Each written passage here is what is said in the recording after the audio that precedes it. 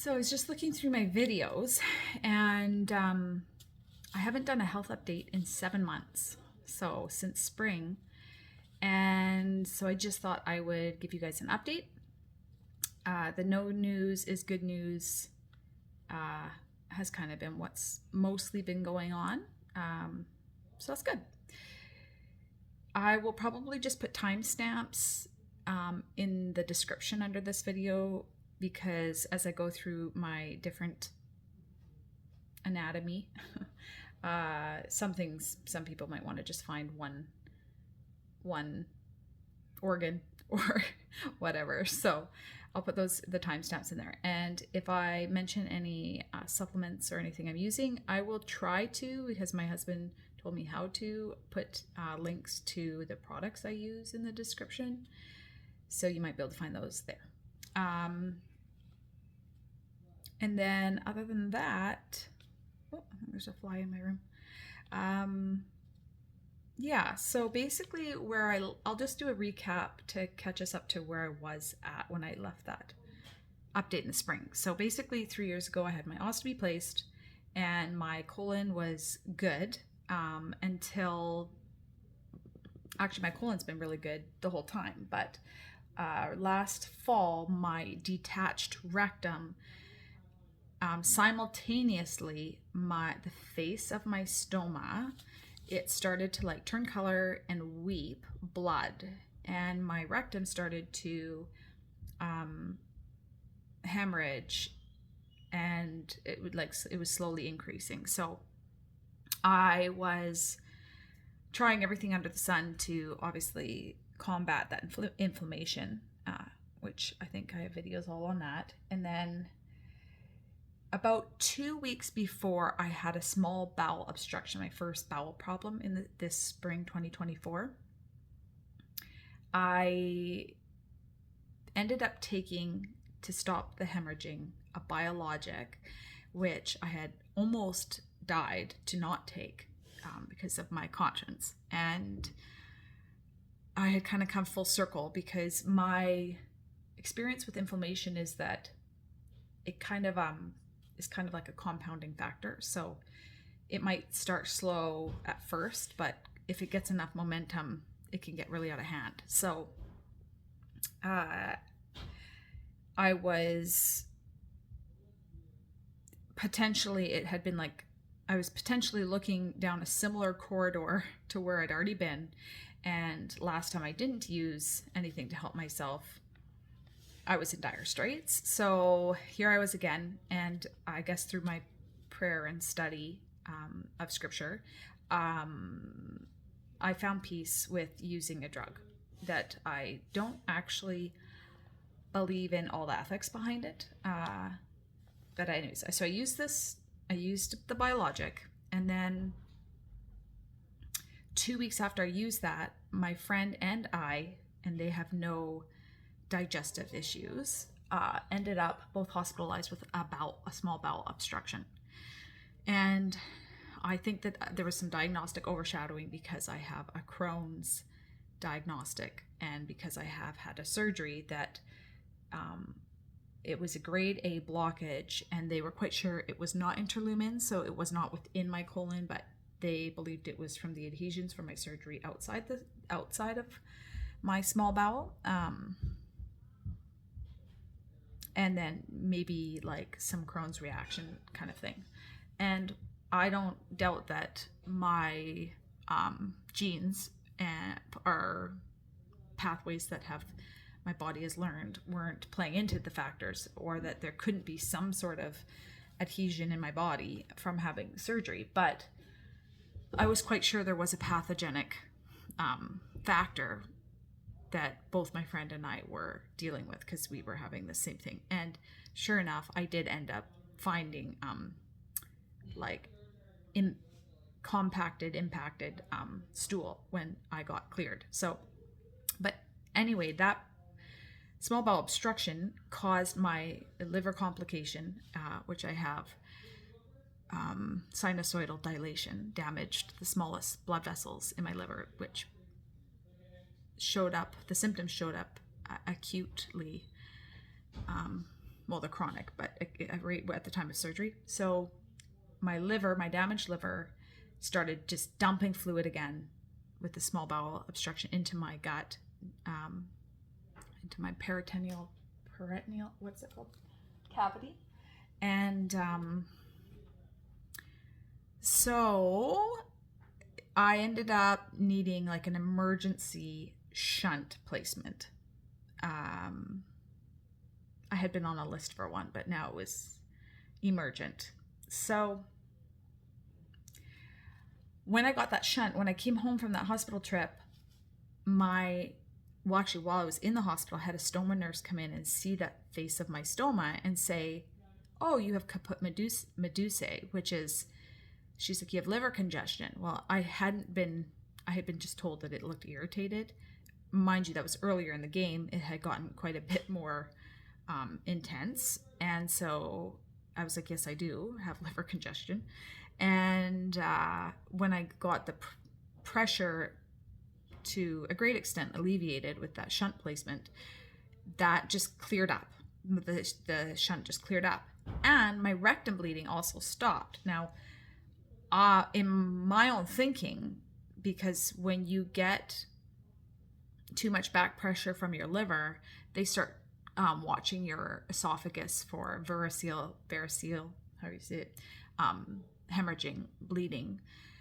So the blood rerouting up in here and bursting blood vessels that can't hold that much blood, they start watching for it in your esophagus. But I don't see why it couldn't have, like, because obviously it did it to the face of my stoma, and I couldn't see why it couldn't have somehow rooted maybe down to my rectum, but I was told it couldn't.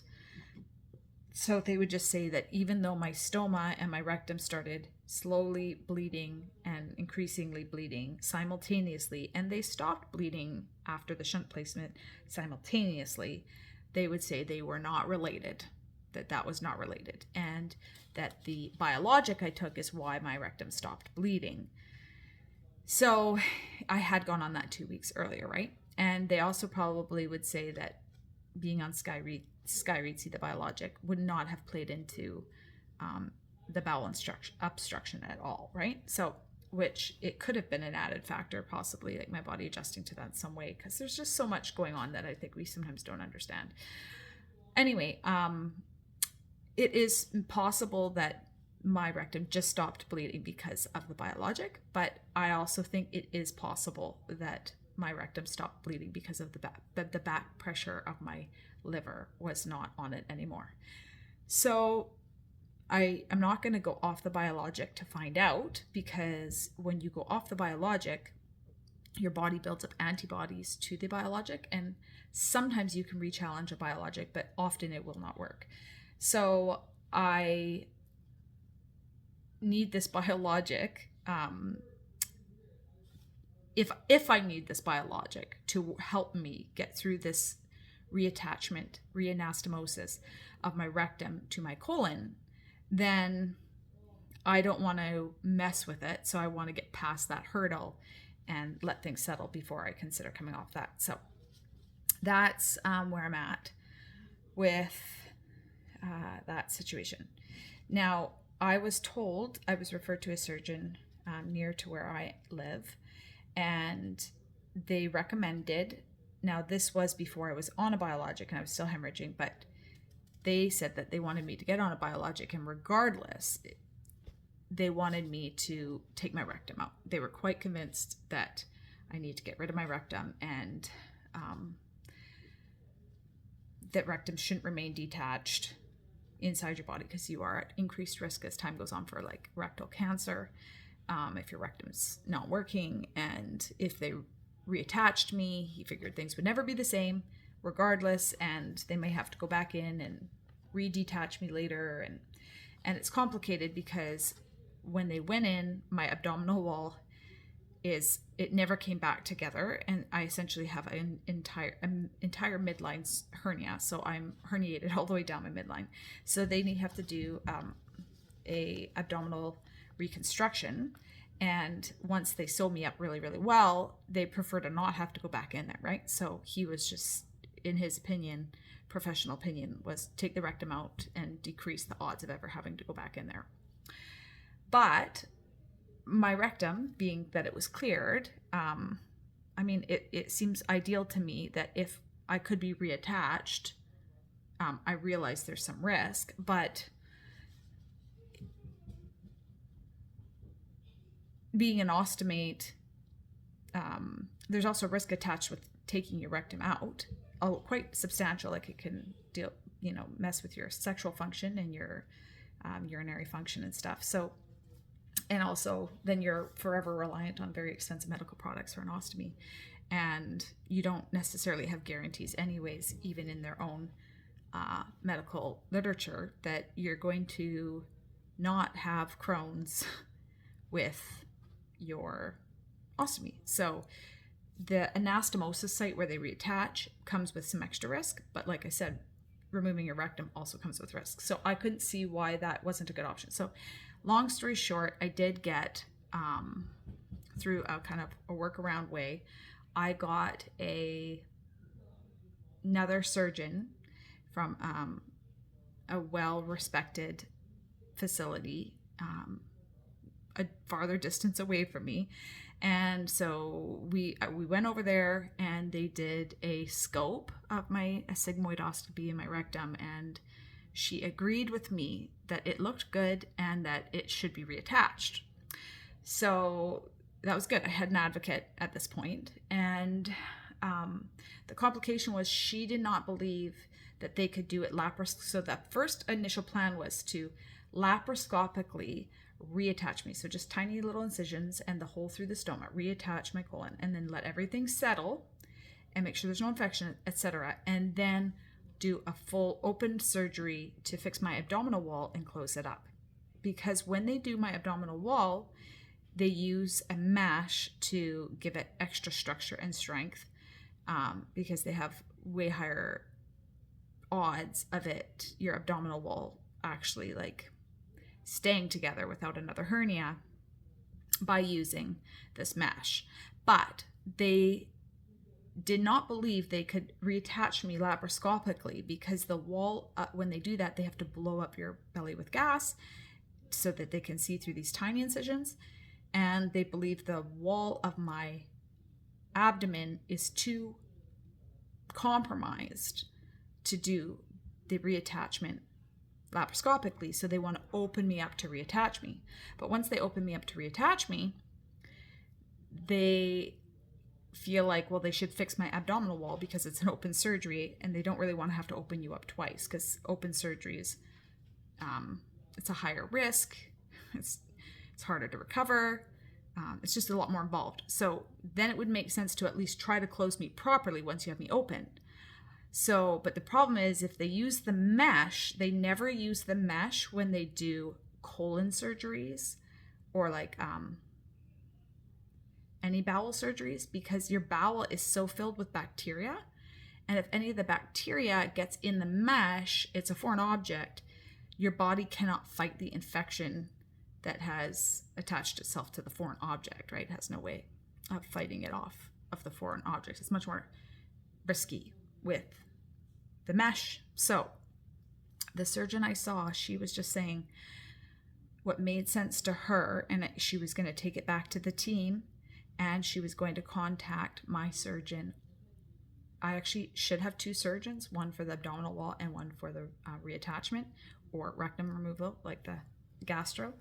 But the second one, the one for my abdominal wall that lives near me, I just haven't heard from them. So I know I have a referral. But anyways, she was going to talk to the surgeons, plural, near me, and give them her team's recommendation, because that clinic that I went to that was farther away, the lineup, she said, probably would be at least a year. So anyway, she was saying she thinks it would be best to reattach me and then try to close my abdominal wall properly, kind of the old school way, the best they can, without mesh, to remove the mesh complication, and kind of just hope for the best that my abdominal wall just holds, it does actually, like that it would be successful without using mesh, because it can be successful without using mesh. It's just that your odds are way lower, but at least then my infection odds are way lower. So, and it might work without the mesh. So that was her thinking, which made a lot of logical, sensible, reasonable sense to me. So that's kind of where I'm at. Is I'm supposed to have follow up with my primary internal specialist, I think January 8th-ish, I think it was. And we'll kind of go over the whole plan. They're going to just check my colon one more time before the surgery. I'm quite sure my colon is fine. So then it's just a green light, because just too much time has passed since. So they just want to make sure everything looks good and then get me booked for this surgery. So hopefully the surgeon that was really bent on cutting my rectum out, hopefully I have a positive call and experience with that surgeon, because last time I wasn't quite sure. So, because I don't want a surgeon doing something they don't want to do. So that was kind of my issue, was like, oh, if they don't want to reattach me, then they're probably not the person for the job. But maybe they do want to reattach me now. I don't know. So we'll see. Other than that, the biologic itself, it impairs your immune system. So it targets interleukin 23. So your immune system has like over 50 interleukins. And so I have a lot of my immune system, it has not been targeted. So I think a lot is going well, obviously for that reason. But I have noticed one thing that I seem to be a little bit more susceptible to. Pause. Yes. Pardon? Sure. I've realized that UTI, so I got a UTI, and I fought it for I'm not at all, I've had a couple in my life, but I'm not at all prone to this. And it is actually listed as one of the side effects. And so is skin conditions. So I fought it really hard for 6 weeks. I'm talking really hard, a lot of fluid. I was doing high dose D-mannose. I was taking a fair bit of oregano and binders and fiber expellers with the binder. And I was taking, what else was I taking? Grapefruit seed extract. And I was essentially on a keto diet. And yeah, and I just was, I could kind of stay ahead of it, but I could not shake it at all. If I just had enough fluid in my body, it felt not so bad when I peed, because it was just I guess a lot of fluid flushing. So it was it just didn't hurt so bad, right? But if I, once you go to sleep through the night, don't drink as much or whatever, you just feel it, right? So it was just, and I had the dark cloudy, or it wasn't dark at that point, but it was cloudy. And so anyways, I had taken with me the macrobid antibiotic in case I wasn't able to kick this, right, while I was on my trip. So one doctor told me to take it for 7 days, and my other doctor said 5 was enough. So I did it for the 5 days. And I thought, oh yeah, right away I had symptom relief. But then it just slowly started coming back. So when I talked to my doctor again, they said that I must have recontracted. Contracted? Is that the right word? No. Anyways, whatever the word is that my brain fart. When I got it again, they said I must have actually got it again. It was knocked out the first time. Well, I wasn't quite convinced actually that it was totally knocked out. But regardless, so I ended up getting another prescription ordered at the time, even though I had to get back to Canada to pick it up. So we went to this, this was actually right before I got it, so I even wondered if I picked it up at this place. But we had gone to, what is it called? The sulfur, Hot springs. We went to a hot springs. They said they cleaned the tubs before every use. So Ryan and I had soaked in a hot spring, and then it was the next day when I started noticing the symptoms came back. So I kind of wondered, like, maybe I did pick it up from that. But also while I was there, I started reading on sulfur and what it does for skin. And so now mixing two stories, but I'll get back to what happened with skin and sulfur. But so maybe I did contract it there. Anyway, so what I ended up doing, because I actually felt very inspired in my quiet prayer time by the Spirit to water fast. So I ended up just doing 4 days of a water fast. And I also had been reading on Chinese medicine practices, and something that they do is they don't ever do the same thing over and over. They're always like cycling or shifting their amounts of things and stuff, or they throw new elements in and take things out, and they're always adjusting, right? And so anyway, I did end up switching over to, I had been recommended to use usnea, but I had read, which has a great history on a lot of scores in Chinese medicine, but it did have some warning regarding the liver, and so I was a little bit reluctant about that. But I did end up finding an organic corn silk alcohol-free tincture that was in like a organic vegetable glycerin base. So I switched to that, and garlic.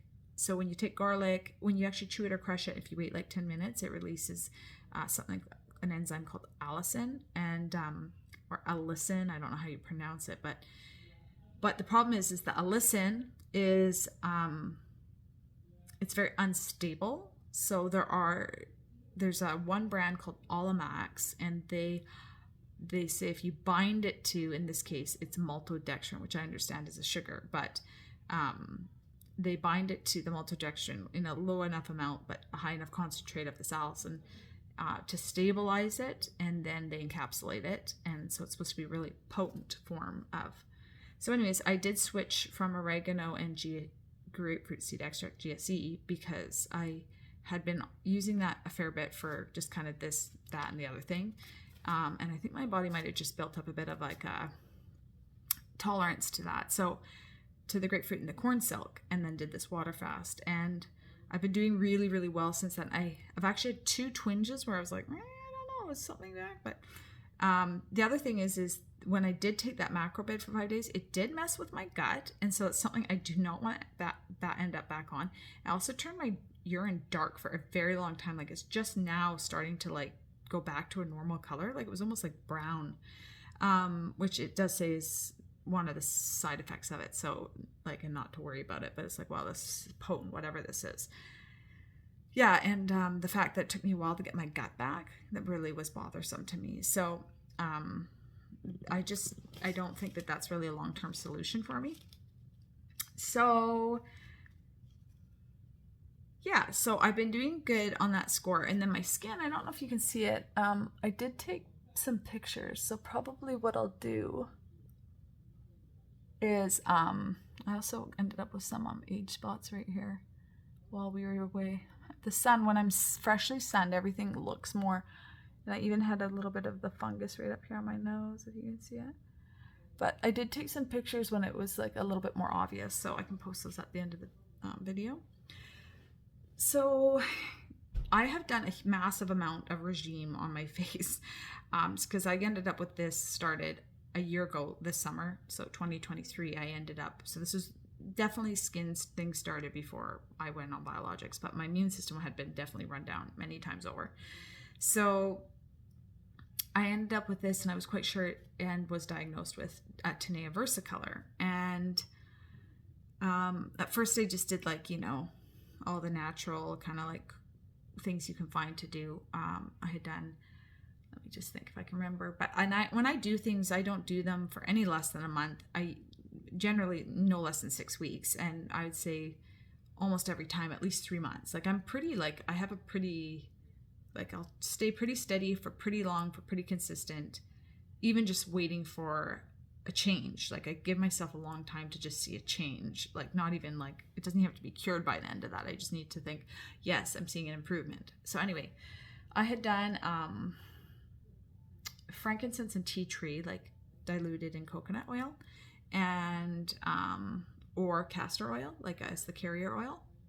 So I'd done those for a long time. And then I had done, when those were just proving like I could not see any change after a long period of time. And then like, you know, also eating lots of garlic and eating like, you know, very, very clean and very like candida focused. So like not feeding it with sugars and carbs and stuff. Like those kinds of, all those kinds of things. Then I ended up using the ketoconazole, like a Nizoral shampoo, like as a wash. I added that in, and this kept going and going. And then my husband, he's had the same diagnosis for like, he's been told a few different things, but same diagnosis for like ever since I've known him. And you know, he says he's had skin problems all the way back to when he's a baby. They said he had cradle cap. And anyways, the one time he had a success when we lived up north, just by chance. We figured it was the water and maybe sulfur. But anyways, as far as like treatments go, the one he had ever gotten like the best results from was something called Viaderm.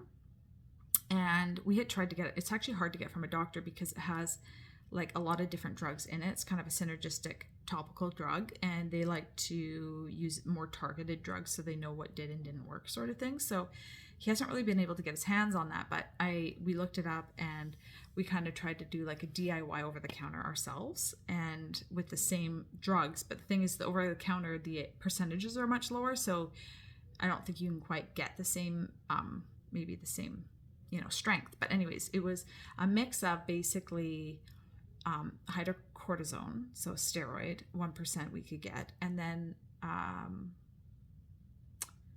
what was the other one? Polysporin, which has 3 antibiotics in it, and then clotrimazole.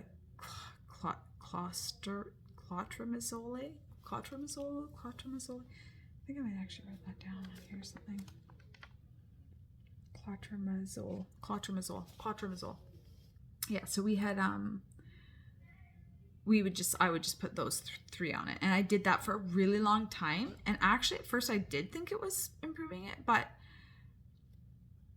you know, after months goes by, nothing, right? And then when we went away this fall and we were kind of getting more sun, and after the summer here, this just all started getting worse. And then I started getting a little bit here, like, and this was spreading, and then this was coming, and then I got the age spots too. This little age spots, whatever. These are actually fall very low on my priority list. Anyways, so yeah, so then I did call, and I did get an antifungal, but I don't even remember what it was called, and I haven't taken it. You take 6 pills in a day, and then I think a week later you take 6 pills, and then that's it. And it's supposed to wipe it out, fungal from the inside out. Your liver has to process that, and I've been reluctant, and so I think until I don't even know if I will take those ever, but I was going to run it by my internal specialist too. I've just been having apprehension about that. And also I ended up talking to a friend, and she was just saying of all the oils, essential oils she'd used, that she really got the best punch off of using clove oil and drinking Pau d'Arco tea. Now, Pau d'Arco is the same kind of thing where I kind of got a little bit apprehensive, like the usnea, because of some of the literature regarding the liver. So you always have to check the contraindications whenever you're doing anything, even natural stuff. You want to look up contraindications, right, for whatever your conditions in your body, whatever, right? So anyway, I didn't really want to like I would probably do like a little bit of usnea in a whole form, or a little bit of Pau d'Arco or something, like a tea or something, a little bit, but like they didn't look like something I'd want to use a whole lot of, because I don't know, right? I don't know. So anyways, but I did decide to use the clove oil, and I used it in a carrier oil because it's really potent, so you gotta be careful with it. And actually I was like, oh, this is really hot, like feels like it's kind of burning, but I'll just leave it. Like, it wasn't unbearable or anything. And then right away I started noticing it, like it was peeling. My skin was peeling. I was like, oh, well, I do know they use like, like not super aggressive, but chemical peels is a thing to like improve skin conditions. People use like medical peels, chemical peels. So because it wasn't like, for me, I felt okay. Like I felt like okay about doing it. And I actually want to get back to it. I've just been so busy since I got home, I stopped. But I was peeling, and actually all of a sudden, all how light it was, it went darker. It kind of turned sort of more like pink or my skin color, like pretty quickly. I think that's also why you just can't see it as much. So I was like, okay, like maybe this is actually working. And simultaneously, rather than washing with the ketoconazole Nizoral shampoo, or the I forgot to mention, I went through a bottle of ketoconazole and then Nizoral, and then I also used a bottle of something with salicylic acid, 3%. None of them worked. So I started washing with sulfur after I did all this reading and on like skin and sulfur, and then I typing it in, whatever, I was able to pull up like one kind of Reddit thread or something like that, where somebody had said, like, I'm only on here to share with you, I could not kill my tinea versicolor for years and years and years, but sulfur is what ended up working for this person. So I went down and I got at the local place there when we were in the States. I found a 10% like pretty simple ingredients, like a little jar of like a topical lotion and then a bar of soap. So I was using the clove oil at night, and then I was washing with the bar of soap, sulfur, and then I was putting a little bit of the sulfur cream on, which I have used a little bit of sulfur cream since I've been home. Like that's the one thing I've still maintained. But I haven't been doing the clove peel because, you just look like your face is flaking off. And I've just been busy, right? So, yeah. So I don't know, I might actually be getting somewhere with that, and I should really keep it up before I talk to that internal specialist, because maybe I should consider taking an anti-fungal for that, but because it doesn't really cause any serious long-term problems having tinea versicolor, I just don't really know if I want to put pressure on my liver, like my organs, for a minor skin condition. And I also have, with that said, I'll post the pictures, because I also took pictures. Like I have a little loss of pigment on my calf. I have a little loss of pigment on my toe and my knuckle. And where else? So I'm also then I started wondering, and they don't look exactly like what was happening on my face. Like they actually look like, some of them look pretty, like you can really make a bit more of a clear definition on them. And I was wondering if, because they have come at such a different time, if the biologic has maybe given me the second, because sometimes biologics also, you'll end up with another autoimmune condition from them. So one called vitiligo, I think they say vitiligo. So I've been kind of wondering about that, but I guess I'd have to see a dermatologist and get like skin scrapings and stuff like that to really kind of narrow that in. But they want me to use the antifungal first to make sure that, so that would kind of be, I guess, the reason why I would use the antifungal is if I have vitiligo, there are treatments to slow that progression, and you want to catch it earlier than later. So then, but they don't want me to see a dermatologist till we rule out tinea versicolor or a fungal, like an underlying fungal infection. So, right? So that would be the reason why I guess you would consider taking the antifungal. Anyway, I'm just trying to think if there was anything else. I did get a really cool poster from a friend of mine. I forgot to say too, when I started taking that, when I switched the garlic and the corn silk for my UTI, I also started taking, because I always take liver supplements, but I had been using more of TUDCA and milk thistle for my liver. And what I found out is NAC and acetylcysteine, which I have taken for my liver before, It's a biofilm disruptor. So for urinary tract infection, if you use that at the same time as your regime, it actually helps to any like E. coli is the most common thing with UTIs that might be burrowed in the biofilm of the tract. It exposes that, right? Breaks down the biofilm, so it releases them so that you can kill them off. So I also was using NAC, so that's a great synergistic way of fighting urinary tract stuff. So anyway, yeah, so this, I had gotten, another thing I did was started using, like it was recommended to me to use a bidet for the urinary tract infection. And I didn't have one obviously when we were in a camper, but I would just, use the shower, just wash all the time. Every time you go to the bathroom, just give a rinse, right? And at home I have a bidet going. So just keeping a lot of water. Now there's a lot more tips about it, but they're very common tips and very common procedures. So that's why I'm not bringing them up, but you can go watch stuff on UTIs. There's a lot of things that like everybody will say. So I'm not trying to offer every bit of information here.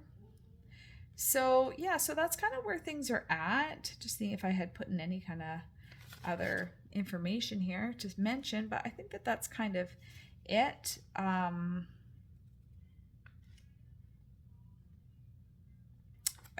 guess the other thing that was just minor was I had so much hair loss from all that trauma, and I would say it came back in a little bit, but and I've used henna just because it feels like it fortifies my hair a little bit. But I was just starting to look at what I could do. I know biotin looks like it's not a contraindication for your liver, but I remember reading something about taking biotin as a supplement, why it wasn't good, and I can't remember why it wasn't good. So I have to study that more. And then I know it's also promoted to take silica, but silica, there is some contraindication for liver too. So I haven't used the silica, and I've just figured with everything that I do, surely my body is equipped to give me what I need to grow my hair. And it's been like, I actually just cut it off because I actually prefer my hair shorter. Yeah, I can tell that my hair is not what it used to be. But so I don't know, that's just one other little health thing that's like whatever. But yeah, so I think that's about it. I think that all is well. And I'll keep you guys updated when I talk to my internal specialist and we get a bit of a surgery plan going. So, yeah. Okay.